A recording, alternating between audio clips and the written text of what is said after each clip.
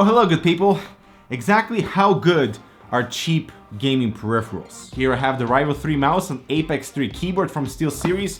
Both of these together cost just as much as a single Razer Viper mouse. Unfortunately, this is not a mechanical keyboard, but it's got whisper quiet switches. I'm excited to test them out. So exactly how good are these? Let's find out.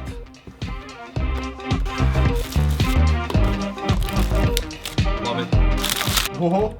Whisper quiet indeed. And so the Apex 3 keyboard is a basic full-size layout with the same frame as their higher-end stuff that includes a soft-touch magnetic wrist rest, all for $49, while the Rival 3 mouse is also quite bare-bones at $29. Now I find it weird that SteelSeries are not exactly competing within the lightweight market, but the good news is that the Rival 3 is significantly lighter versus the Sensei 10, which was the latest mouse they launched, and so that looks like they're on the right track. I have both keyboard and mouse set up for some games.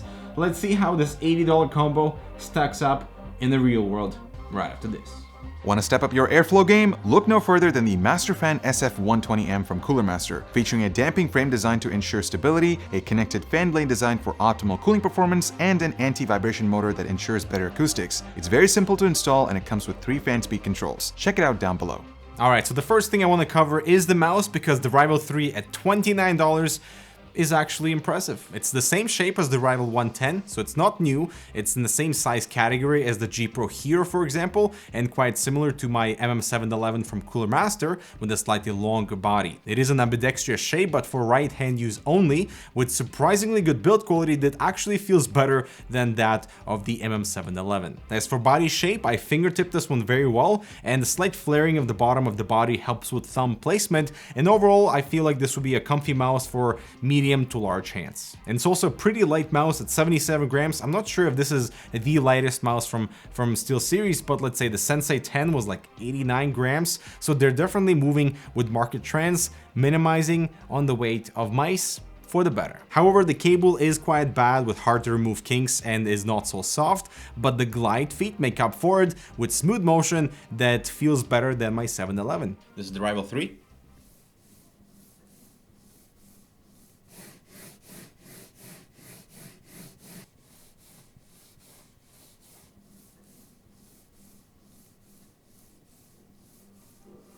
And probably the most surprising thing about this mouse is the illumination. It is very good and can even be customized in 3 zones with smooth transitions and nice surface spill too. We often see this level of lighting on more expensive mice, so the added blink for $29 is definitely appreciated. The scroll wheel is low profile with soft but distinct scroll steps and light mirror click, awesome for $29. The primary switches are rated at 60 million with satisfying quiet actuations with less than usual travel distance. Take a listen.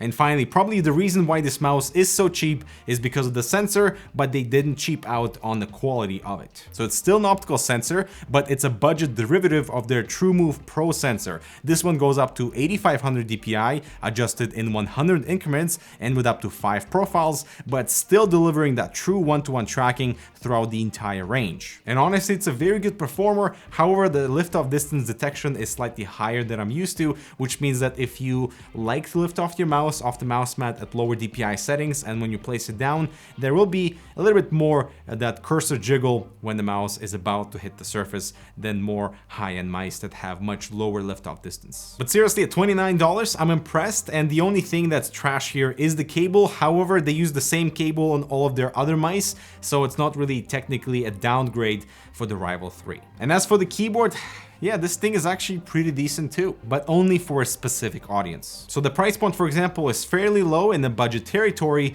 but it's not exactly meant to compete with mechanical keyboards because there do exist options that are $50 and are full-on MX Cherry mechanical. So instead, if you're after the rubber dome switches for the sound profile and spill resistance, then the Apex 3 is okay in that regard. So the wrist rest is very comfy and magnetic, but the coating isn't very oil friendly, so don't forget to wipe it once in a while. The 3-way cable routing is appreciated, the single step height adjustment is present, along with an awesome volume wheel that is super responsive, and the multifunction button is here as well. And just as with the mouse, illumination on the Apex 3 is pretty gorgeous, all thanks to a white underplate that helps to diffuse all that color. It looks great in either static or rainbow effect, but the 10-zone customization is kind of a joke, as the transition areas between colors look awful. The switches used here are SteelSeries' new Whisper Quiet, low friction, 20 million rated keystroke switches, with a soft resistance at the top that's kind of like a tactile brown, but not as smooth when it comes down. I actually don't mind the operation and character of the switches even when you bottom out, because they are heavily muted, so for night gaming it's a pretty good alternative. Take a listen.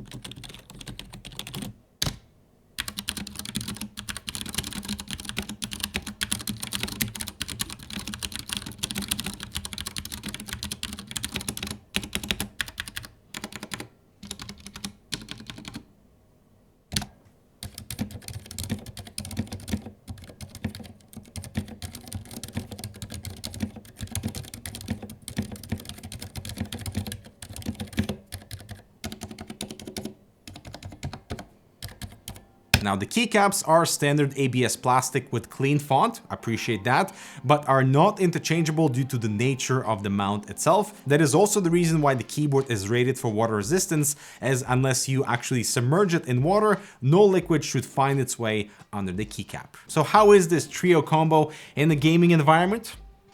Satisfactory. The mouse performed very well. I'm on 800 DPI now, and it felt quite similar to my aim with the 711, although much heavier. And surprisingly, I enjoyed the keyboard as well. The switches are heavier versus my cherry browns by Ducky, so that was one major difference, as I couldn't be as fast with the Apex 3 as I can with my Vermillo or Ducky keyboards, but the sound profile was nice and quiet as advertised. And so the mouse I can easily recommend. It's a complete bare bones package that is very competitive at $29. While the keyboard is a bit more tricky because G.Skill and HyperX both offer MX Cherry keyboards for $50.